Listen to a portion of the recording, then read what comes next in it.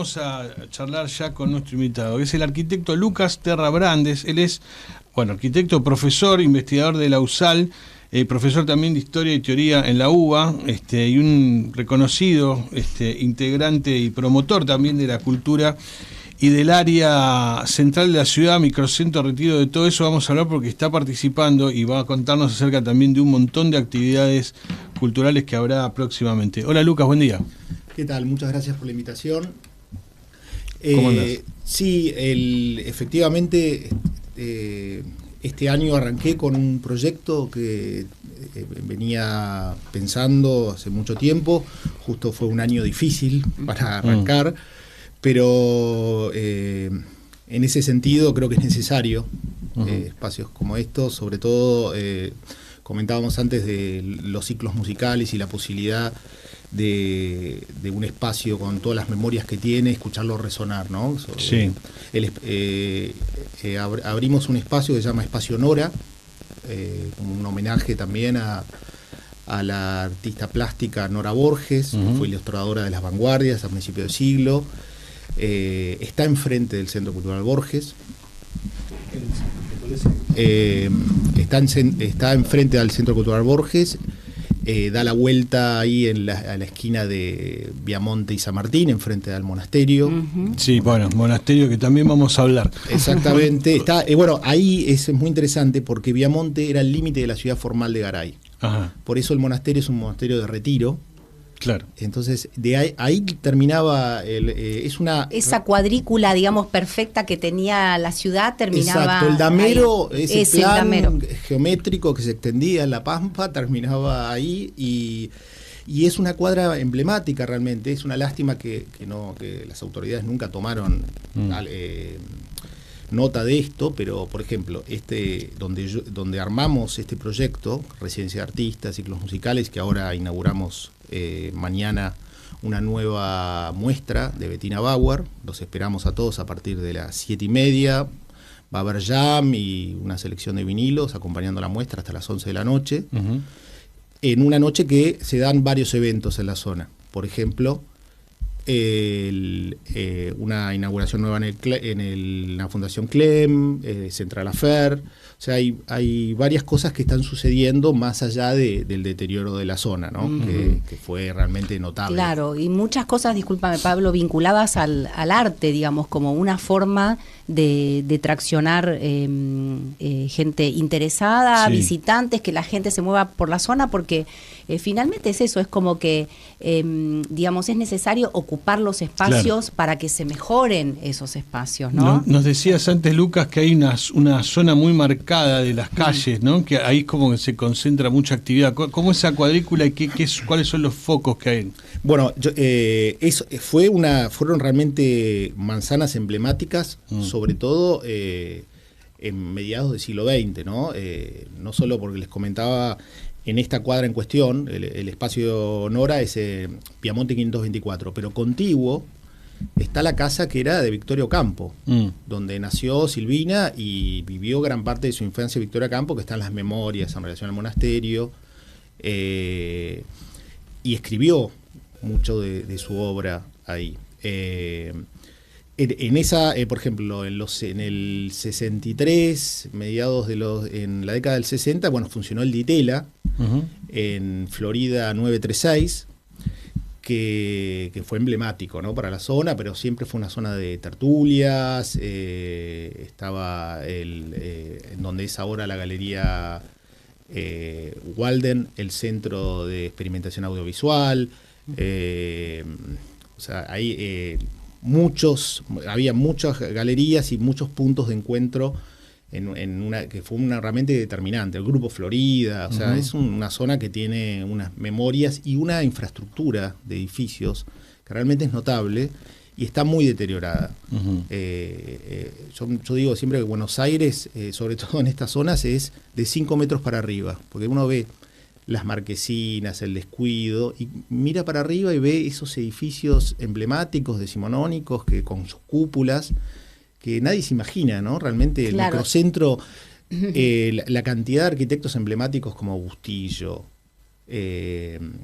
el que hizo la Casa del Eluar, que es donde funciona el espacio Nora, que es Saúce, que hizo el Estrogamú, que hizo la Casa de Julio Argentino Roca, entre miles de encargos que eran traídos arquitectos prestigiosos franceses a fines del siglo XIX, principios del XX. Es verdad que es una zona tal cual, como para levantar la vista, ¿no? Porque uno va caminando por ahí quizá ensimismado, pero necesitas levantar para de repente ver esto que vos decís, edificios también algunos modernos, de arquitectura moderna, pero también muchos clásicos, muchas cúpulas. Estoy pensando, por ejemplo, en el edificio que está ahí nomás, que es la rectoría de la UBA, que está también sobre Beamonte, que tiene un coronamiento impresionante, y si no los buscas y no los mirás, no los ves. Como viste, no tenés panorama. Porque, las propias Galerías Pacífico también, sí, ¿no? Claro. ¿Por qué en esa zona? ¿Qué fue históricamente lo que fue sucediendo para que en ese sector puntual hubiera semejante desarrollo de ese tipo de edificios, para llegar después a lo que hablaremos, que es el deterioro, justamente eso? Bueno, era una de las zonas más prestigiosas de la ciudad. Ahí estaban las casas de la familia Paz, Anchorena, la Plaza San Martín. Ahí funcionó el Museo de Bellas Artes, que se armó cuando ganamos. Argentina fue el primer país invitado a lo que se llaman exposiciones universales, ¿no? Que se hacían, era una manera de mostrar la producción cultural de los países, que se hizo desde aproximadamente el siglo XVI. Argentina fue el primero país latinoamericano en hacer su pabellón propio en la exposición de París, en aniversario de la toma de la Bastilla en 1899. En esa exposición sacó el segundo premio, ¿no? Después del pabellón de París y de la Torre Eiffel. Una de las condiciones era que vaya desarmado y vuelva desarmado y que sea desmontable. Y esa misma mesa se montó de vuelta en la Plaza San Martín.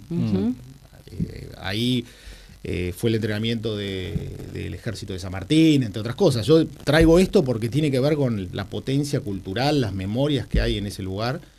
Y me cuesta, en un ámbito tan de propuestas, que es la que vengo a comunicar yo, es hablar también del descuido, el abandono, la falta de sensibilidad de las autoridades, del gobierno.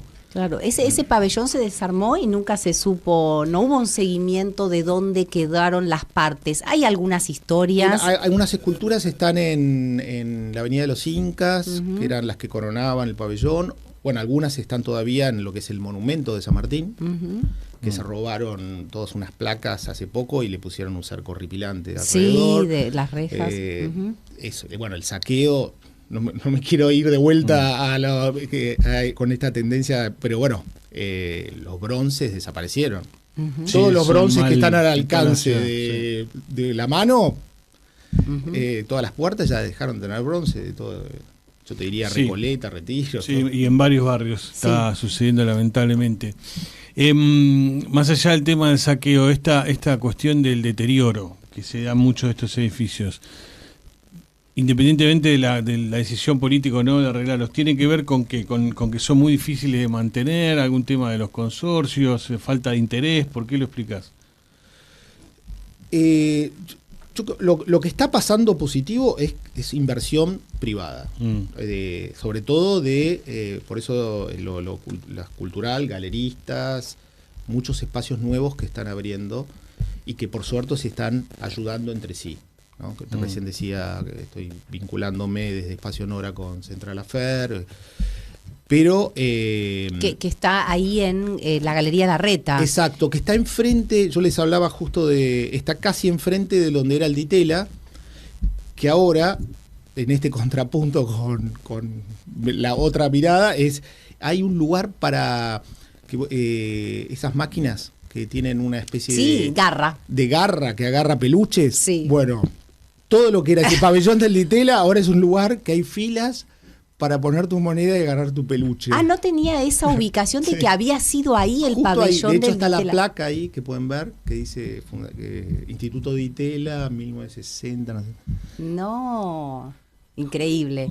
Pero bueno, sí, hay una, no sé si vieron, hay en otros lugares de la ciudad, pero hay donde marca Lucas, hay un lugar que tiene prácticamente 170 máquinas, las conté. Son casi 170 máquinas que tienen una garra en donde vos sacás peluches.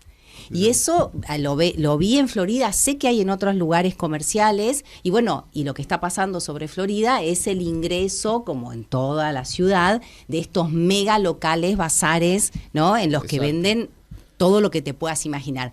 Pero bueno... No, si uno piensa que era la cuna de la cultura, Instituto de Itela, con este lugar de peluches, bueno, es difícil verlo. Sí. Pero no quiero dejar Pero están resistiendo ahí, porque justo lo que decía Lucas, enfrente está la Galería Larreta, y creo que en este momento, primero que se recontra vitalizó, estuvo prácticamente sin locales funcionando durante mucho tiempo, y debe haber más de 20 galerías de arte. Exacto. ¿O no, Lucas? Sí. Era realmente la típica galería, muy linda, que muchas se hicieron en los 60, con bóvedas, murales.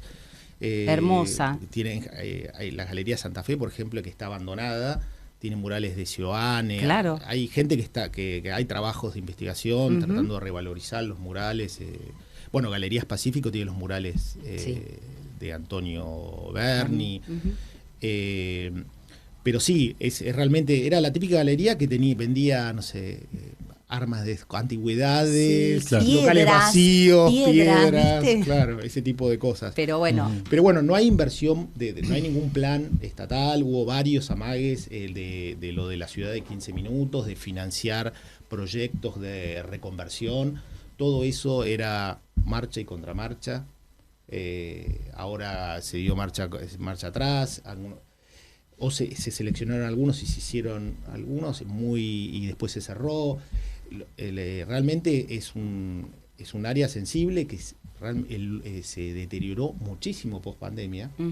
Edificios ocupados, gente en situación de calle en todas las cuadras, y realmente el panorama en la madrugada es desolador. Sí. Hay un proyecto que agarra parte, que toma parte del microcentro, del área central, que es hacer un distrito de inteligencia artificial. No tengo claro con eso, Pablo, si, digamos, un proyecto que, como hay una exención impositiva, si tiene que pasar por la legislatura. Tiene que pasar, el de Buenos Aires tiene varios distritos ya de distintos rubros, ¿no? El más conocido es el tecnológico de Parque Patricios, que fue un éxito ese. Después está el Distrito de las Artes, ¿no? En zona de La Boca, San Telmo, etcétera. El audiovisual, que también lo pasaron, era más en la zona Palermo, Hollywood, y hubo un cambio hace unos años, lo pasaron también para zona sur. Y ahora sí está la idea del Distrito de Inteligencia Artificial, que sería básicamente a las empresas del rubro de inteligencia artificial que puedan instalarse en las oficinas, en los espacios vacíos que quedaron en el microcentro, y hacer ahí un polo, digamos, de esa actividad, aprovechando, exenciones fiscales y demás. Pero bueno, tiene que ir de la mano del privado. También hay líneas de créditos, por ejemplo, en el Banco Ciudad para transformar oficinas en departamentos. Claro, ¿no? Que recordemos que fue un cambio también que hubo en la normativa que permite a los edificios de oficinas transformarse en viviendas. Sí. Algunas se hicieron o se están haciendo. El edificio del Plata es el más grande, ¿no? El más importante. Pero después cuesta, porque salvo alguna oficina chica que hubiera sido ponerle un departamento usado como un consultorio de un psicólogo o algo por el estilo, después si son edificios de oficinas no estuvieron hechos ni pensados como vivienda, entonces no tenés gas, no tenés baño, no tenés... Exactamente, muchos fueron edificios eclécticos, como donde vivía gente, que fueron transformados en oficinas, que esos son tienen el potencial de retransformación. El típico consultorio médico. Pero hay edificios que son la infraestructura de un baño para todo un área de planta libre, que es mucho más complejo porque no tiene ni el lugar de pasar las nuevas instalaciones, y realmente no son viables. Por eso esos quizás sean más viables para ateliers o cuestiones más de espacios comerciales. Y hay otro tema con las oficinas que incluso va más allá de lo que fue el tema pandemia, que es que hay cierta mudanza hacia el norte, ¿no? Sí. Hay muchas oficinas, mucha empresa, salvo lo que es Catalinas y demás, pero yéndose para el lado de Núñez, para el lado de... hay un polo que de... GBA Norte incluso, exacto. Olivos, ¿no? Hay una zona en torno al DOT, que claro, es también, sí. ¿no? Que es Saavedra, y esa zona, sí. Que también hay mucha construcción de nuevas oficinas. Vos, en el entorno de lo que es Espacio Nora, ¿qué estás viendo respecto a eso? Por ejemplo, porque vos mencionás este tipo de edificios, digamos, clásicos, en los que vivían familias, luego se transformaron en oficinas. ¿En esos edificios estás viendo que está habiendo cambios? Por ejemplo, Viamonte, que es donde les comentaba que está el edificio donde sigue viviendo una sobrina nieta de Víctor Ocampo, está Espacio Nora, que era la casa del Eluar. Uh-huh. Enfrente tiene Galerías Pacífico, que eran pasajes abiertos. Uh-huh. Ahí están haciendo semi-peatonal ahora, en este momento. Ah, claro, ahí están en obra. Están en obra.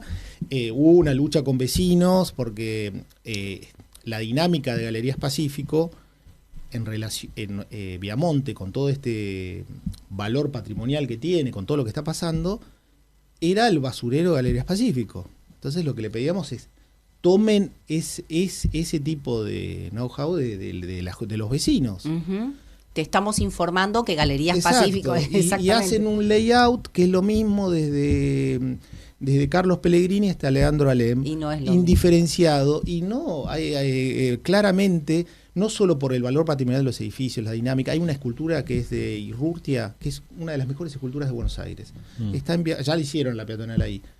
Una de las propuestas que habíamos hecho es: reconozcan esa escultura que no tiene espacio para verse. Uh-huh. Y Blasco, escultores como Blasco decían: es impresionante esa escultura, está lo mal ubicada que ¿Cuál está. Es la ubicación de esa escultura es exacta? Donde está, creo que es un edificio del ANSES que tiene una plaza, es entre Suipacha y Esmeralda, sobre Viamonte. Donde estaba claro. Rentas, la oficina de Rentas. Que tiene Totalmente. Una especie de jardín, y en el medio está esta escultura con un pedestal de Irurtia. La escultura es extraordinaria, pero nadie la ve porque no tiene distancia, y haber hecho la peatonal era la oportunidad de darle un lugar. O sea, te estoy hablando de un detalle, pero con una mirada más sensible, con gente capacitada, evaluando lo que pasa en cada cuadra. Ni siquiera hablo de la cuadra donde está el Espacio Nora, estamos hablando de 3 cuadras antes, pero como algo sintomático, ¿no? De que todo a veces es en el plano. Se replica el modelo, pero no necesariamente, digamos, resuelve una situación, porque claro, lo que dice Lucas es que las Galerías Pacífico, el ingreso principal es por Córdoba, y si vos vas hacia Viamonte, está el ingreso y el egreso de camiones, ¿entendés? De camionetas y todo lo que tiene que ver con la basura. Exacto. Por esa zona podrían ponerlo basura. Por San Martín, que en San Martín no hay vecinos. Uh-huh. Y no tienen entradas Galerías Pacífico. Pero hay una inercia también de que las cosas no se pueden cambiar, o que uno se siente queriendo ayudar, tiempo que uno no es funcionario, con vecinos, que se siente que está molestando realmente. Que me olvide, Lucas, ¿cómo con redes sociales algún si buscan en Instagram Espacio Nora, lo van a encontrar. Uh-huh. Espacio Nora con H final, como bien. La hermana de Borja. Y ahí se puede ver toda la programación. Y ahí se va publicando las programaciones de los meses. Buenísimo. Estamos hablando de esa zona, Galerías Pacífico, San Martín y demás. Y hay una manzana ahí muy particular, la del convento, Santa Catarina de Siena, uh-huh. que es una historia que no termina nunca, ¿no? Porque primero porque empezó hace mucho, y segundo porque sigue siendo un lugar donde hay una polémica importante. ¿Por qué no nos contás un poquito la importancia de ese lugar y en qué situación estamos hoy? Estamos hablando de la manzana de San Martín, Viamonte, Reconquista y Córdoba. Sí. Exacto. Bien. Bueno, lo más breve que pueda. Yo participé en un amparo en el 2011 uh-huh. junto con Eduardo Ellis, un gran arquitecto, Polo Ellis, que falleció hace creo que 5 años. Que trabajó mucho con el arquitecto Claudio Caveri, formó Comunidad Tierra en los 60, hizo la iglesia de Fátima, ahí en la altura de Martínez, profesor Libertador, junto con él y Felicitas Luna, la hija de Félix. Presentamos un amparo contra un proyecto que era una aberración, que era un prisma de hormigón que iba desde Viamonte hasta Córdoba, aprobado en una audiencia pública que vos justo comentabas, sobre las audiencias públicas, el 24 de diciembre del 2011 a las 6 de la tarde. Ahí le sacaron la protección, el APH, al monasterio de Santa Catalina. Después en el amparo lo perdieron y todo, pero yo para que vean los niveles de corrupción, que uno cuando uno se presenta como republicano ante el otro que es un corrupto, bueno, parece que son todos bastante parecidos. Y bueno, y ganamos en 3 instancias eso, y ahora se vendió esa sociedad que le habían llamado Sociedad Anónima Catalina, le vendió a los mormones lo que era el antiguo claustro, el que está que da Reconquista, le vendió ese terreno. Y los mormones quieren hacer un proyecto que es un templo con oficinas y demás. Que estaría, perdón, porque en esa manzana, Sí. para que no se ubica, del lado de San Martín está el convento. Exacto. Después tenés del lado de Córdoba, hay un edificio que se hizo no sé en qué año. En la época de Cacciatore se hizo una Te iba a decir, torre, sí, tipo 70. a través de un decreto que va hacia Córdoba. Y después, a partir de esa altura de Córdoba, yendo hasta Reconquista, queda sería un a rectángulo espaldas atrás, a claro. espaldas del convento, donde hasta hace un tiempito Sí. corto había un estacionamiento, ¿no? Exactamente. Ese es el lugar donde estaría este complejo. Exacto. Ese lugar era parte de la manzana del monasterio, Sí. donde estaba el cementerio del monasterio, donde estaba la enfermería, donde estaba la huerta, era más pragmático, digamos, no era el monasterio que sigue existiendo, Eran como, claro, el patio que sigue existiendo, era como el complementario a la vida de las monjas. Por eso hay valores arqueológicos, dicen que no solo gente que se enterró ahí, sino todo lo que pueda haber en el monasterio más antiguo de Retiro de la ciudad de Buenos Aires, abajo de eso. Y Creo que de los edificios que quedan en pie de la época colonial es uno de los más antiguos o uno de los pocos. de Retiro es el más antiguo, Sí. o sea, de monasterio de Retiro es el más antiguo, pero en términos de la iglesia es el de San Ignacio. San el Ignacio que de está- Loyola. El que era parte de la manzana jesuítica que está ahí contiguo al Colegio Nacional de Buenos Claro. Aires. Pero igual el monasterio de Santa Catalina es 1700 y pico, creo, ¿no? Exacto, 1745. Por eso es súper Sí. antiguo. Y se mantiene en bien en general, ¿no? Está Se bastante mantiene bien. Hubo, escuchaba que hablabas de Casa Foa, Claro. justo en la época de crisis del 2001, se hizo Casa Foa ahí y con esa plata se financió un master plan de restauración. Bien. Eh, ¿Y por qué sería riesgoso, si querés, para el patrimonio, para la ciudad, que progresara esta construcción de los mormones? No por la cosa religiosa, me Sí. refiero, sino por la cuestión arquitectónica patrimonial. Bueno, hay un problema real que es la densidad, los estudios de impacto ambiental que se hicieron hablan de que está colapsado en términos de estacionamiento. Después son el tema de las excavaciones, que nunca se termina de entender el lugar, lo que representa significativamente. O sea, es difícil no correrse de lo que representa ese lugar y el valor patrimonial potencial que tiene todo lo que hay ahí, ¿no? Después, la incidencia en relación al paisaje. Hay un concepto que se llama área de amortiguamiento en patrimonio, que es, el patrimonio no es el objeto solo, sino es el área que hace que ese objeto tenga sentido. O sea, cuando uno está en el monasterio y ve las crujías que limitan el patio, una cosa es ver el recorte de cielo con una galería colonial, como se puede ver todavía hacia el este y hacia el sur.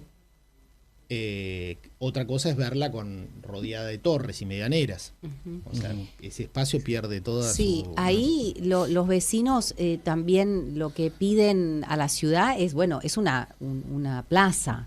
Digamos, Claro, que se de pueda... hecho, sí, los mormones en realidad en su proyecto, por lo que vi, parte del terreno lo proponen dejarlo abierto como una plaza, que ellos se ocuparían de mantener y demás, pero acá lo que dice Lucas que va más allá de la plaza de una plaza y no es todo el lugar, ¿no? De hecho, los dueños anteriores del estacionamiento, que son los que vendieron el lugar de los monumentos, en un momento habían presentado un proyecto para hacer un edificio de oficina, supongo, departamento, no sé, y también proponían una plaza. Ese estuvo cerca de aprobarse en algún momento, después quedó en la nada. Quizás eso hubiese sido mejor que esto, ¿no? Sí, ahora es un poco impactante el proyecto que presentaron los mormones también. Grande. Muy grande, muy, diría, no sé qué opinas vos lo que voy a decir, pero es tipo voluminoso, como así como un tipo de arquitectura, además no sé cómo describirla, Lucas, porque parecía es como el templo que está en camino a Ezeiza. Exacto, apela como a un repertorio, como si fuese el Art Deco. Claro. O sea, es algo bastante anacrónico hacer un templo religioso, apelando a un estilo de Art Deco en el medio de la ciudad, con esa escala, esa dimensión, realmente es... En un lugar que, como hablamos, tiene identidades. Tiene una memoria, tiene una fisonomía.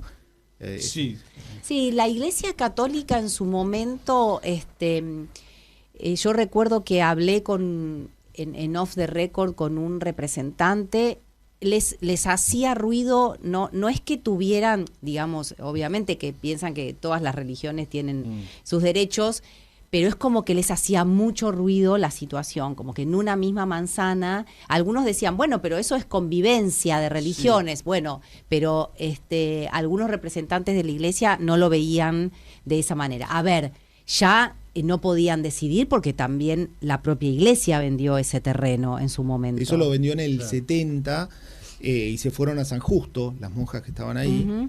Y bueno, eso pasa mucho también, no solo en Santa Catalina, con otros patrimonios que son de la iglesia. Bueno, ahora es un lío bárbaro el tema del Luna Park. Ni hablar, claro, el Luna Park, exacto. Eso se replica en muchos casos porque, bueno, necesitan la plata y terminan cediendo cosas que no deberían porque son patrimonio realmente. Esta iglesia la hizo Andrea Bianchi, que era descendiente de Borromini. O sea, son arquitectos muy prestigiosos que hicieron una arquitectura propia rioplatense sin recursos, porque se embarcaban con la capa romana los mejores arquitectos de élite que hacían lista de espera para venir, porque eso era el paradigma de América en ese momento, y llegaban y no había mano de obra, no había piedra, no había madera, por lo menos acá, ¿no? En el Río de la Plata. Sí, hay que traer todo. La cal había que traerla desde no sé dónde. Entonces se adaptaban arquitectos de una maestría, se adaptaban y hacían una arquitectura entendiendo la disponibilidad de esos elementos, el clima, y son realmente, si eso no es patrimonio, nada es patrimonio. Hay un tema ahí de fondo, creo, más allá de la cuestión de los mormones. En definitiva, no deja de ser un emprendimiento que compró un terreno y que quiere construir algo, ¿no? Exacto. Y ahí hay la pelea que me parece que es la más difícil de solucionar, que es cómo haces para proteger el patrimonio de una ciudad, de una población, sin perjudicar a un emprendimiento que también tiene derecho a realizarse, digamos, ¿no? En este caso es un emprendimiento religioso, digamos, pero puede ser una vivienda, puede ser otra cosa. Sé que es muy difícil de solucionar, porque tampoco puedes andar expropiando graciosamente lugares, ¿no? Porque es caro y no es prioritario. Pero, por ejemplo, en otras ciudades, ¿cómo se resuelven esas cosas? Digo, cuando choca el derecho de un privado de comprar un terreno para construir, siempre dentro de lo que esté permitido, obviamente, ¿no? Claro. ¿Cómo compaginas eso con proteger la historia, el patrimonio, el entorno? Bueno, lo que está pasando mucho, sin hacer una mirada evaluativa de eso, si es bueno o malo, pero lo que pasa mucho es que se cambia el significado.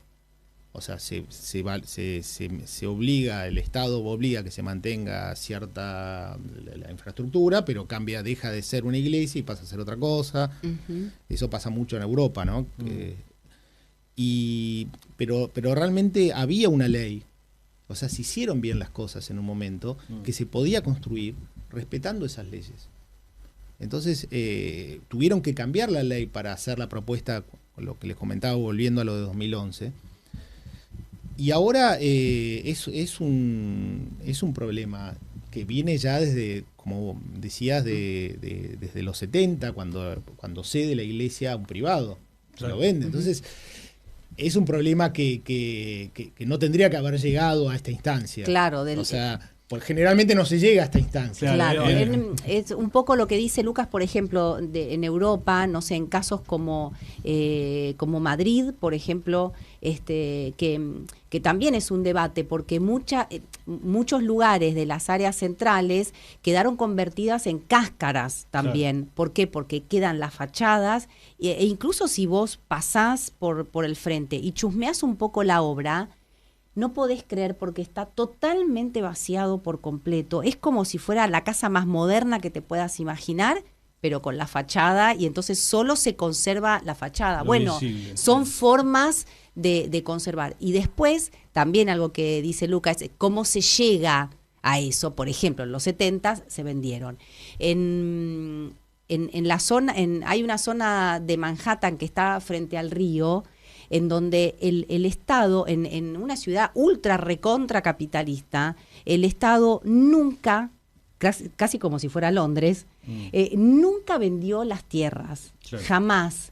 Entonces, vos tenés un gran desarrollo, mucho dinero, querés hacer un edificio ahí, hacelo, pero nunca va a ser de la propiedad ni del constructor, ni del privado, ni de las personas que compran, digo entre comillas, porque compran el espacio para vivir ahí durante 40 años, porque el permiso ese empresario lo tiene por 100 años, claro, de uso, pero la tierra va a volver siempre al Estado, claro, y bueno, qué sé yo, y es un lugar ultracapitalista. En el contexto bipolar que vivimos en Argentina, que es o destruir todo el Estado o todo sea Estado. Claro. Así no se puede hacer nada. Equilibrio cero. No, además es cierto que hoy con estas discusiones se está heredando problemas que surgieron en un momento en el que no estaba esta visión, ¿no? Totalmente.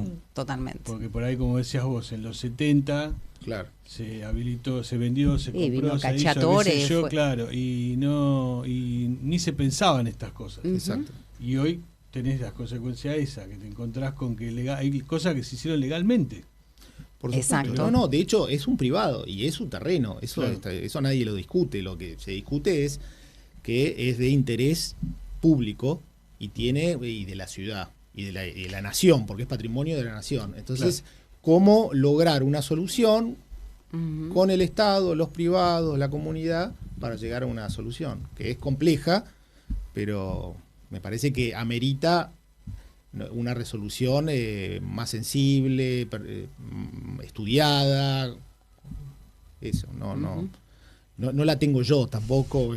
No, es un tema complejo. Es un tema complejo por esto, ¿no? Porque quieras o no, a alguien vas a perjudicar. Yo te diría, sí, hagan una plaza y hagan un centro de interpretación sobre lo que había ahí, y que tendría un montón de potencial, pero bueno, si no se hacen las cosas mínimas bien, pedir que expropien con lo que representa económicamente y todo, bueno. No, ojalá, por supuesto. Si fuese posible, ojalá. Además, bueno, son leyes que tienen que pasar por la legislatura, sí, la legislatura tiene que votar esa situación, tal cual, en una situación en la que la ciudad está reclamando la coparticipación al gobierno pero nacional. Además estamos hablando, en este caso, no tengo idea cuánto se vendió, pero estoy seguro que unos cuantos millones de dólares, pero, porque es un predio muy grande, en una gran ubicación. Y yo no sé si que corresponde que el Estado pague tantos millones para... o sea, podría hacerlo, pero hay otras prioridades también, ¿no? La salud, la educación. Sí, hay que ver también el propietario que llega, qué interés tiene, por ejemplo, en lo que sucedía en ese lugar, ¿no? Porque estoy pensando, por ejemplo, todas las áreas que tiene el gobierno de la ciudad de equipo de paleontología y de arqueología urbana, que hacen un laburo impresionante. Por ejemplo, ahora están ahí por la zona del área central, con una casa que estuvo durante 80 años tomada, y bueno, en todo lo que tiene que ver con los subsuelos de esa casa, está lleno de información arqueológica, y están trabajando muchísimo Y esos equipos son los que podrían trabajar, por ejemplo, excavando en estas zonas, porque ellos saben, como decías vos, que ahí hay mucha información. Es que además, y seguro, es que además al excavar se van a encontrar con mucho más de lo que pensaban. Sí, sí. ¿No? Casa Blaquier, discúlpame, Pablo, Blaquier, no me salía el nombre de la casa que tomó tomó el dominio de la ciudad, porque era una casa que le pertenecía a la ciudad, estuvo 40 años tomada, vivían 80 familias y bueno, la recuperó la ciudad y ahora se están haciendo excavaciones.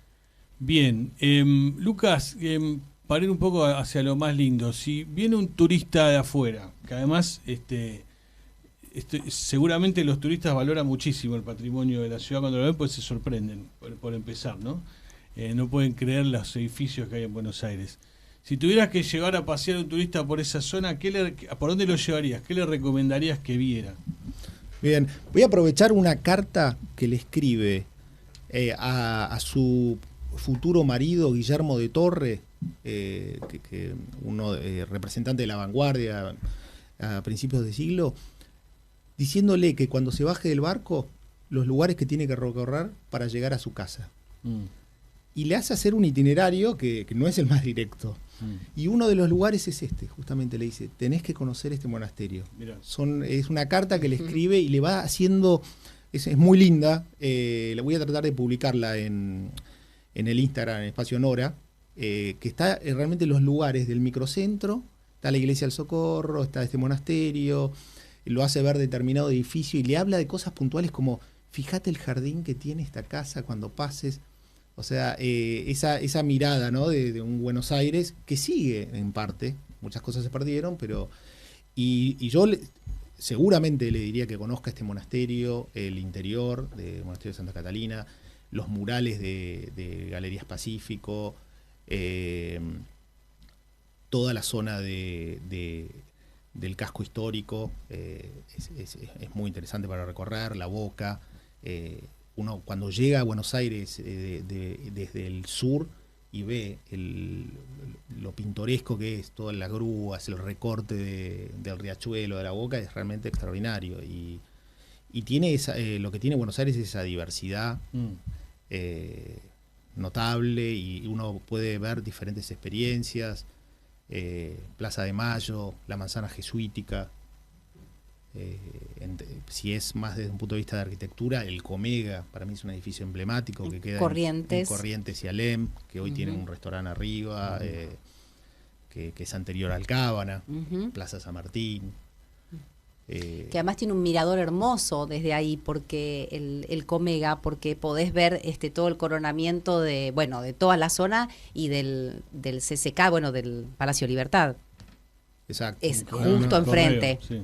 No, y es muy interesante, ya eso es muy puntual de la arquitectura, pero en relación a la reglamentación, ahí ves la capacidad de un arquitecto de pensar diferente, que es José Levich, no me equivoco el arquitecto, que propone lo que es el aire-luz invertido. Entonces deja un patio te pone el núcleo atrás de servicios y deja un patio hacia el río.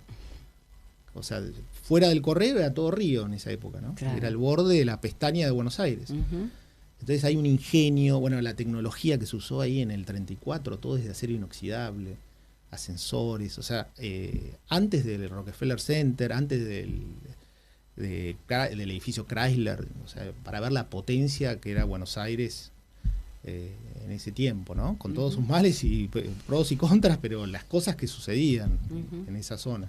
Sí. Hablando de arquitectura y demás, Silvia, se viene Casa Foa en breve, y también es un espacio que recupera lugares y los muestra, ¿no? Exactamente. En este caso va a ser nuevamente en el sur, porque en 2012 ellos hicieron Casa Foa, que es esta muestra de arquitectura, diseño interior, paisajismo, que recupera lugares que luego, algunos, como contaba Lucas, digamos, siguen con sus usos porque finalmente se restauran, como es el convento, pero otros se transforman. Ellos en 2012 estuvieron en la fábrica número 2, así se llamaba originalmente, de Alpargatas, que luego se transformó en un edificio de viviendas, de loft, claro. Avenida Regimiento Patricios al 1000.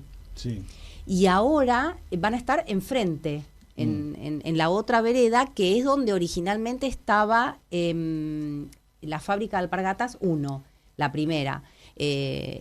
Así que bueno, es un lugar fabril típico, ¿no? De ladrillero por fuera. Voy a conocer el lugar hoy porque ahora se está haciendo la presentación y yo estimo que en octubre en general es la muestra que se abre al público. Vamos a ver qué hay ahora, qué es lo que quedó de esa fábrica y cuál va a ser el proyecto futuro. Por la desarrolladora que interviene, entiendo que seguramente van a ser tipo vivienda, tipo loft. Ellos parecido al otro, digamos. Exactamente, tienen varios proyectos conocidos de este tipo de recuperación, por ejemplo, los silos de Dorrego. También intervinieron en los primeros docks de Puerto Madero. Así que bueno, veremos cuál es el proyecto. Lo que no me queda claro, y quiero preguntar ahora, el miércoles que viene les cuento, es ¿por qué le cambiaron el nombre? Porque es Palacio Molinos o Palacio Molino. No sé por qué no le dejaron la vinculación con Alpargatas. Así que bueno, Alpargatas obviamente sigue existiendo. Sonará muy gauchesco. No lo sé. Alpargatas obviamente sigue existiendo. Ahora es Alpargatas Textil. Yo hablé con la gente de comunicación, me compartieron unas fotos hermosísimas sobre el origen y cómo trabajaban en el lugar y cómo continúan trabajando con algunas máquinas históricas. Todavía las trasladaron, obviamente no ahí, las trasladaron a las nuevas fábricas. Así que bueno, ahí me van a contar un poco más de la historia. El miércoles que viene les cuento. Buenísimo. Sí, parte del complejo ese de Alpargatas es donde desde hace un tiempo ya está el Ministerio de Seguridad de la ciudad. Exacto, también, ahí nomás, exactamente está también el otro edificio. Se pudo recuperar. Bueno, Lucas, recordanos las actividades culturales que podemos ver en estos días, hoy concretamente y lo que se viene, ahí en el Espacio Nora. Sobre todo mañana es el día, en el microcentro va a haber varias actividades.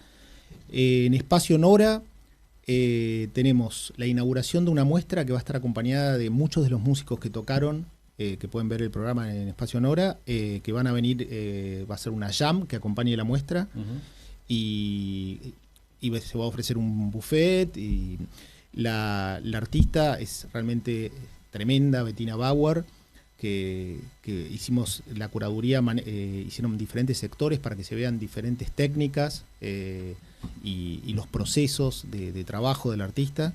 Y es una oportunidad para conocer lo que era la Casa del Eluar y ver, tiene una vista privilegiada al monasterio, que en un sincretismo muy lindo, esto les cuento como medio para cerrar, por un proyecto de Victoria Gandini, que ella da clases, da un seminario en el IUNA de relación entre música y paisaje. Fuimos a hablar con el párroco, Gustavo Antico, y le pedimos si podía dejar prendidas las luces del monasterio para ese proyecto. Y a partir de ahí, todos los jueves, que son los conciertos de Nora, prende las luces, sin que se lo pidamos. Mirá. O sea, cosas buenas todavía pasan en relación a la ciudad y cómo se va articulando. Y yo creo que se está armando cierta comunidad de artistas con estos nuevos lugares y de a poco, muchas veces se necesitaría un apoyo del Estado, pero con inversión de privados se está haciendo mucho. Casa Foa me parece, más allá del nombre Alpargatas o no, que habría que ya sabemos, me parece, la respuesta, porque es una buena oportunidad de recuperar edificios de interés público con capitales privados y ojalá que lo sigan haciendo porque es extraordinario. Sí, es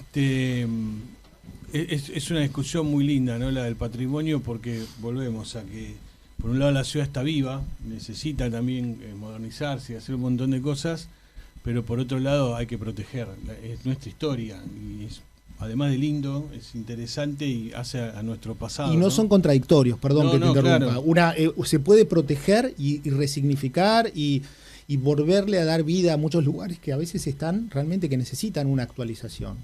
O sea, no es que solo demoliendo se puede dar vida a un lugar.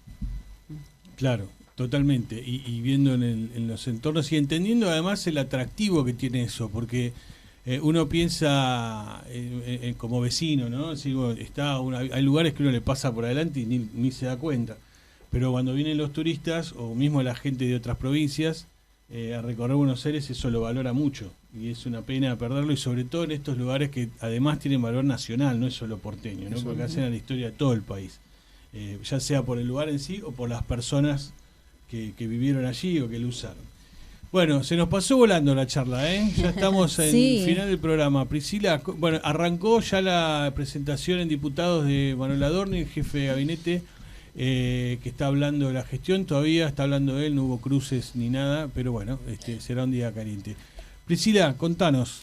Sí, como vos bien decías, Pablo, ya comenzó el jefe de gabinete a dar este discurso. Obviamente está presente el presidente Javier Milei, su hermana Karina. Hay más de 100 invitados en este momento en el recinto y ya empezaron igual, algunas chicanas políticas con algunos diputados que llevaron delantales para preparar y hacer pochoclo en el momento, ya que Martín Menem había invitado. Lleven pochoclo. Exactamente, y por supuesto siguen las complicaciones de tránsito en las intersecciones que están afectadas, Entre Ríos y Alsina, Rivadavia y Callao, Rivadavia y Ayacucho, y también Combate de los Pozos y Alsina. Y el subte línea A no se detiene justamente en Estación Congreso. Bueno, llegamos a las 11, llegamos al final del programa. Silvia, nos encontramos la semana que viene. Dale, Pablo, nos vemos el miércoles que viene. Lucas, muchísimas gracias por venir y por la charla. No, a ustedes es muy importante que den el espacio para hablar de estas cosas. Gracias. Bien, hablamos con el arquitecto Lucas Terra Brandes a raíz de, estas propuestas de él y los temas que tienen que ver con el patrimonio porteño y puntualmente en la zona de Retiro y el microcentro. Priscila, hasta la semana que viene. Así es, en otro confirmado, el próximo miércoles a las 10 de la mañana.